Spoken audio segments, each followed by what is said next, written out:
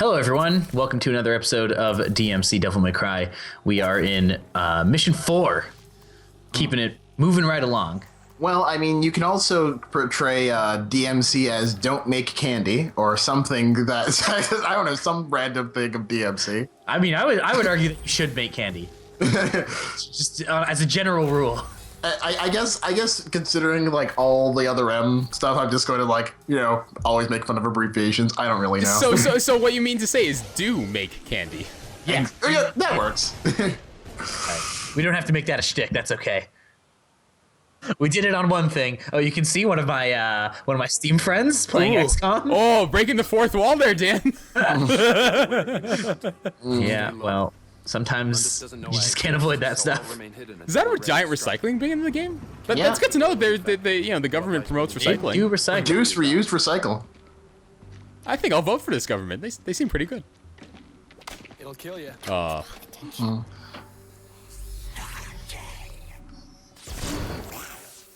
Crazy demon camera. Yeah, I was gonna say this is not your average everyday run-of-the-mill alley stroll. Oh no, things are popping off here. Ooh, I really like the color scheme of this. Yes. This is nice and vibrant. And I really like how this level basically transforms all throughout. Yeah, it's very, very cool. Yeah, I mean, if there's one thing I will never hold against this game is just how the character of the environment and how it animates. I love that absolutely. Okay, so we got Stygians. They're just kind of regular enemies. There's nothing really particularly special about them. One thing I wanted to bring up, which is actually kind of interesting, is I'm noticing because have you guys felt that when you are recording games, you are like planning them differently than you would normally? Because I find that when I play this game, usually I would try to be pretty stingy with healing items, but mostly because I don't want to have to go back and edit these videos to make it seem like I haven't died. I've been using a lot more. Yeah, I mean, well, yeah, because for me, I do, and I know you're not doing test playthroughs for this, Dan, but like whenever I do like a section of a game, I'll do a test playthrough of it and then record it. If I fuck up, I'll usually restart it unless I can anticipate that there'll be like a good edit point. Like you guys may have noticed in like the Metroid Other M playthroughs, like I usually edit at a save point, and that's just because that's usually where I start and stop a playthrough. If like I had like a bad take for the next part of the level, I'll sort of fade as the fade sort of transitions, or sorry, as the save transitions. Right. Well, I haven't recorded too much yet because of just time, but like, sure. I mean, for me, it's just, like I do sort of, I guess, play it a little differently when I start recording because one thing I do like to do in games is explore every nook and cranny. And I know that if I do that while recording, people are gonna get bored, so I just don't do that. But I do try. But I mean, like I usually just don't play any differently as long as I know what I'm doing. Right. Or in the case of like something like Xenoblade, somewhat know what I'm doing. Sure. I've been playing that game a lot more actually. Yeah. Yeah. I have found that I've actually been playing this game kind of pretty well as I've been recording it. Like I have not died a single time. How far are you into it now? I am your recording? more than halfway through the game, playing on the hardest basic difficulty, because it does get once you beat the game, you unlock a whole bunch of other stuff. But I actually looked into that. A lot of the additional difficulties sort of seem to contradict the entire point of the game. A lot of them are super crazy. I mean, they're what are you talking about specifically, Jordan? Because I mean, like, there's one where, one hit kills you. Okay, that's fine. But it's like, oh, one hit kills an enemy. I'm like, what?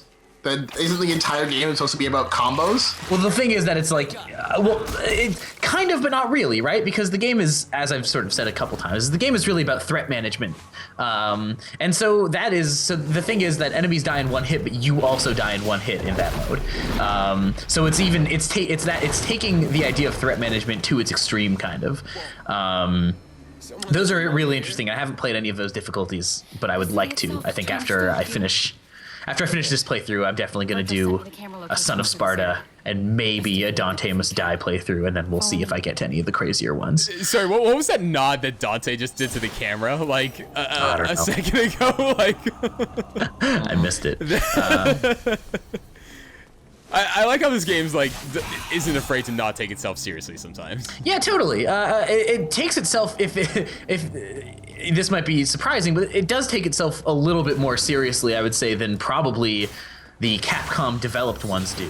But it still has a very sort of casual vibe to it. So yeah, that's right. Capcom did the yeah. So they did This one's just though. published by Capcom. Oh, okay, got it. But Capcom did do the first 4. Were there a ton of typos in the ones that Capcom did? And I really mean, yeah, disjointed the first sentences game and has poor some pretty grammar. atrocious translation sort of stuff. They're never gonna get out of so- that rut. These enemies, these demonic shards, are one enemy that I think is kind of stupid in this game. They they're are. just these wheels that pop up, and you just have to shoot them. And They never that's all actually there do is to anything, it. do they? No, they don't. They sort of just, I don't know. They sort of just pop up as like, you haven't seen an enemy in a while, surprise. And it's not great. That's sort of the one enemy in this game that I think is. I think that was Sort of- that part is pretty stupid because you can't really get through that yet. Yeah. So that is a part. I'm thinking about, are we gonna be able to get through that today? No, it's not in this part.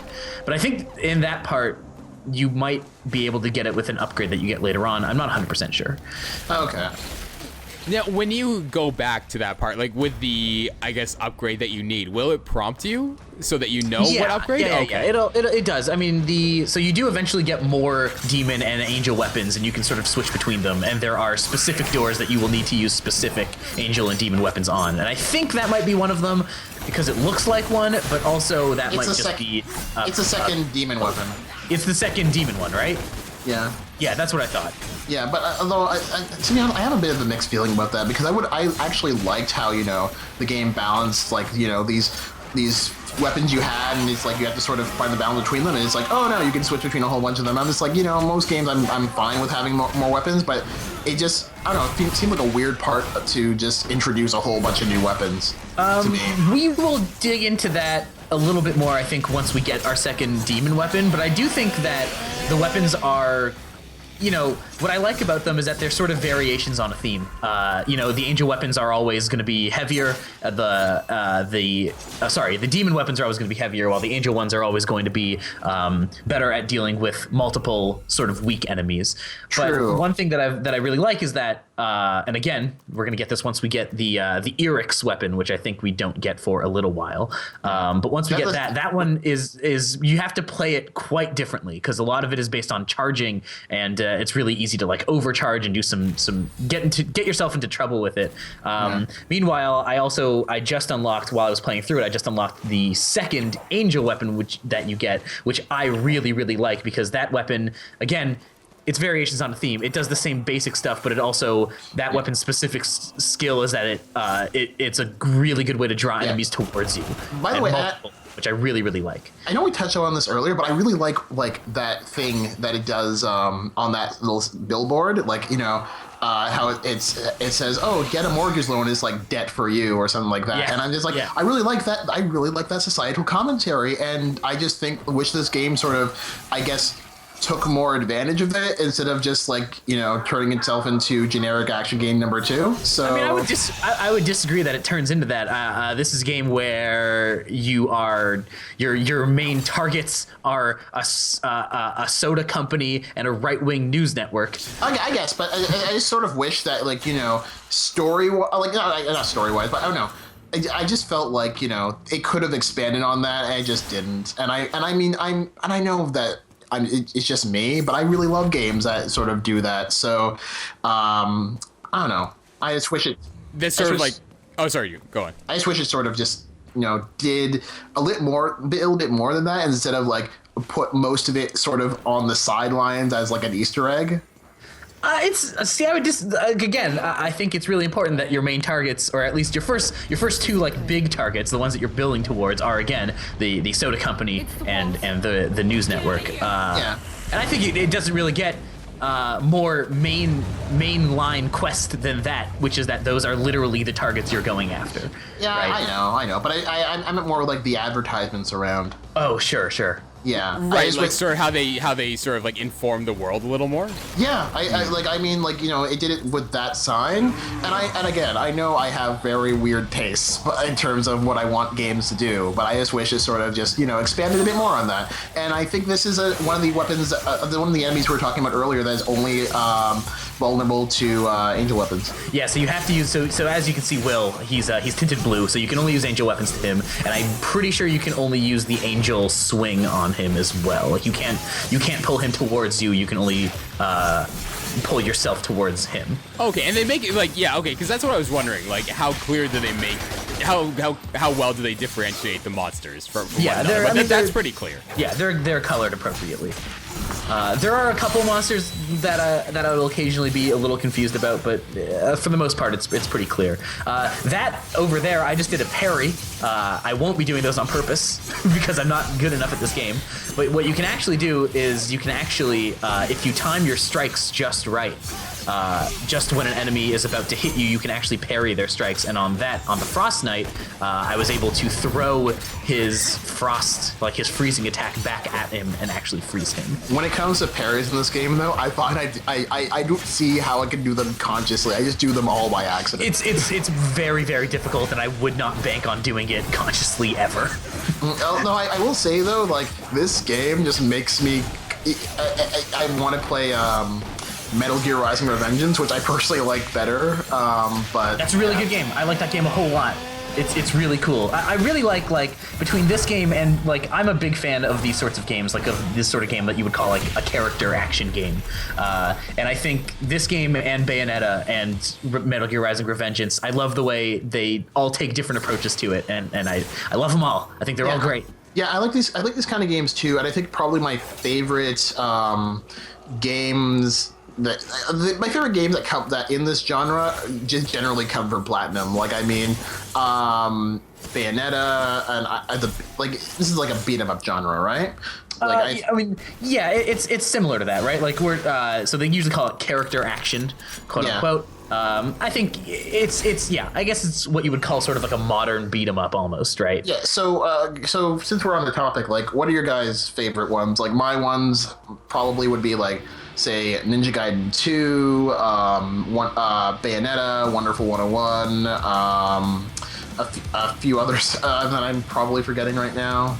And Revengeance, yeah. Yeah, I would definitely say like this and DmC 3 are probably my favorite of those. There's, you could probably count the God of War games in there too. And I like God of War 2 a lot. Those would probably be my favorite of this style. Though I do think those games are a little bit less focused on specifically having like complicated combat stuff. But it's sort of the similar vibe, I guess. Mm-hmm. I'm more of a platformer kind of guy. What do you consider the Arkham games to sort of fall into that category? A little bit. It's on the Arkham games are almost like too well-rounded to be that sort of game.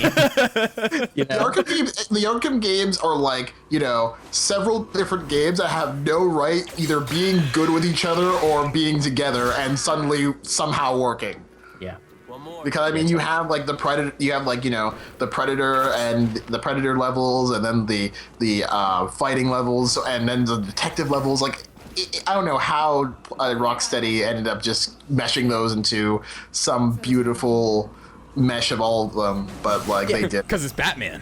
Yeah. I do think there's a feel thing that I think all of those types of games have that Batman doesn't really have. I can't really put my finger on it, but there is like all of these games have like very similar camera angles, very similar methods of combat in terms of like what they sort of look and feel like, even though they're all very, very different from each other. Like they've all got a certain style of direction. Yeah, there's something to them that the Arkham games don't really have, and that's certainly not to discredit those games at all. But it does feel like a different thing than these sorts of games. Shit, cops! I gotta go. I'll find you. One thing I think we talked about it in previous episodes, like why exactly she has to she can't just take the thing to Dante and look, she just sort of puts. Thing right sorry, there. can I just interject by saying I love that? Like that that was really cool. I thought that was cool. really, really cool. but like I still want like she sort of just does it wherever she wants. So I don't really know why like she has to wait for Dante to just sort of come to her a lot of the time. Do they not really justify it? It's just. Well, I mean, as I said, there is justification in the beginning that like, oh, there are only specific parts of the world that have this, but they certainly they take some liberties with it for sure. Yeah, I know. I can't remember that exact part where they said or they mentioned that, but I don't know. Just sometimes just wondering, like, can you not like put it a few the next block over or whatever? So yeah, this is one of those moments. I was talking about this in the last episode, but this is like stuff where this sometimes gets frustrating. Of like, there are things up there, and I just can't target them and slash them, and that's kind of frustrating. No sometimes. Z targeting it. No Z targeting, which is actually so the old DmC games and actually the new version of this game, like the PS4 and Xbox One version of this game, did have targeting that was sort of like Z targeting. Like it would do a thing where I think if you held like the left, like L1 in, that would actually like specifically target people. This game has sort of like an auto target and doesn't have that ability, and they did add it in for the Xbox One and PS4 versions, which I think is kind of an interesting, I don't know, progression of how that stuff worked, and a thing that, I could see being helpful in certain instances for sure. What sort of controller are you using for this game? I'm using an Xbox 360 controller. Oh, okay, makes sense. Yeah. You could probably play this with a keyboard if you had to. No, thank you. Undertale's where I draw the line. Yeah, I would not play this game with a keyboard. Yeah, I certainly wouldn't want to. Does it give you that option? Yeah, Yes, it does. It does. If when I press the F9 key to start recording, the button prompts switch to keyboard button prompts. So. And now for the real hard mode. Yeah. Jeez, that would be super rough. I don't even know how you would go about doing that, to be honest. So one thing you've seen me doing maybe a couple times this episode is that there is like a charge up. That's the move that I bought at the start of this mission. I don't actually use that move very much, but we will start getting into charge moves a little bit more once we get Eric's, the second demonic weapon, and it does add an interesting little layer to the game. Now, can you boost like your, because like a lot of the upgrades are like, weapon and combat and, attack. Are there upgrades that you can do like purchase to increase defense? Not really. No, you can purchase like better, you can get like more health, but that's as far as that goes. Okay. God, I love this part. I really this is do. super cool. It's incredible how vast they've made this town feel. Like the city feel in such a short amount of time. It's really incredible. Like you really feel like you've explored. I really want to to see what Ninja Theory. I think they're working on something. I think they're working on a game called Hellblade, and I know they've done some work on Disney Infinity actually. Really? Oh, wow. Yeah, they did I want to say they did the Star Wars pack, like the combat in that, but there was some big update to Disney Infinity that they worked with Ninja Theory on. Really? Yeah. That's interesting. Yeah, It's Ninja that's Theory, quite right? appealing. I always get confused. This is Ninja Theory, not Ninja Team or Team Ninja. Team Ninja's the DOA people. Oh yeah, here we go. Yeah, you're right. Okay, good. Yeah. So I know, but they've been working on a game called Hellblade, except I think it might have gotten canceled, but I could be making that up. I think I might be misremembering. But I'm really looking forward to seeing what Ninja Theory does after this. I really wish they could have gotten a second crack at this, to be honest, but Did it not sell I'll take well? whatever I can get. Did it not sell well? No, it sold pretty poorly. Capcom ended up being happy with the sales. At least that's what the Wikipedia page says. But from what I understand, it did not sell particularly well, which is a bit of a shame because I really, really love this game. But I would have loved to see more. I would have loved to see more of what those guys could do with it. Does this sort of end, like, story-wise? Does this end on, like, a cliffhangery note, or does it wrap things up pretty It's nicely? definitely a little cliffhangery. Not so much that you're going to be like, oh my god, I can't believe they ended the game like that, But enough that there's certainly places for it to go. Sure. Thank God, because like when games like I'm looking at Beyond Good and Evil specifically, man, that game ends on a clear cliffhanger. Yeah, I mean, Ninja Theory's like, you know, you think about like Enslaved and the way Enslaved ends, which is like a total cliffhanger. Oh, that is, yeah, You know? that was an ending, all right. Yeah, I still haven't played that game. it's I don't like it that much, but at least like it's writing and plot and environment stuff is all really good. And characterization. Yeah, all of its character stuff is fantastic. Andy Serkis is playing the main character, who's sort of like this monkey-ish kind of guy. I mean, his name is just Monkey. He's Goku. He's not Goku. I mean, he is sort of what Goku was originally supposed to be, and not what he was at the end of it. Yeah, you're right. It's the same. It's based on the same legend. Yeah. Here we have our first tyrant, who is pretty obnoxious enemy. But it's One who's like, But is he more obnoxious than Dante's intro right there? I like it. I like how vicious is this he is tyrant to a demons. T-type? I love his clear hatred of all of them. It's like, man, that's not how you greet somebody. Yeah, but when So these guys basically are your standard sort of charging bull type character. Oh, You just- does it have a shockwave attack? yeah, it does have something like a shockwave attack. Yeah, They all do. they all do. Yeah, so you know they run towards you, you dodge them, you hit them with your thing, that pulls them down, and then you just sort of play along. Sorry, he just completely topples over. Yeah, it's pretty man. sweet. when I fight these, if you get I used to super assault them risky with the axe. Sorry, what were you saying, Jordan? Your when I mic fight was the- a little low. When I fight these things, I usually just assault them with the axe until they. Yeah. So what I was gonna say is if you're feeling saucy, you can just assault them with the There we go, axe. shockwave attack. That could be a tiny bit risky at times. These guys definitely become a lot easier to deal with once you get that second demon weapon. Yeah, they do. Specifically because with that weapon, you can actually wait for them to come to you and then launch them in the air before they hit you, and it's pretty cool. Up there. I marked it. How does she mark it though? She marks it. Whatever. She's mystic. She has mystic powers. The thing got marked. I love this part, by the way. Yeah, this is super cool. Yeah, this was really messed with like your perception of controls right now. It's also very trolling. Because the platforms don't move away until you land. Okay. But it's really just kind of like a cool visual thing. yeah. And it's very pretty troll. neat. Yeah, it's very, very troll. Yeah, and now he breaks out of the church windows going, Mr. Pilgrim! Though I find it funny how it's like, you know, she's like, it's chaos out here, and then she's totally fine. Forever. Yeah. Well, you know. Church. Nice job. That's gonna be a pretty penny. Oh, now we have some Bob Barbas, our thin Bill O'Reilly. Yeah. He goes by the name of Don. I think they did a great job with like the model, and especially the voice actor does such a good job of really getting that Bill O'Reilly cadence. Inform the police immediately. Also the writing, just really nailing that Bill O'Reilly tone. Is Bill O'Reilly still an anchor for Yeah, okay. Unfortunately. yeah. I haven't seen him make a splash in a while, so. Oh, he's still around, unfortunately. So. Very much still around, but maybe not the subject of ire that he used to be. He hasn't said anything bad or anything overwhelmingly noticeably terrible in a little while. Well, considering that he's like, what, an anchor on Fox? Yeah, he's a You, Fox you, news. you have to be pretty outrageous if you want to make us be, you know, on Fox and get any sort of notice these days, Yeah. because it's Fox. That's how it goes.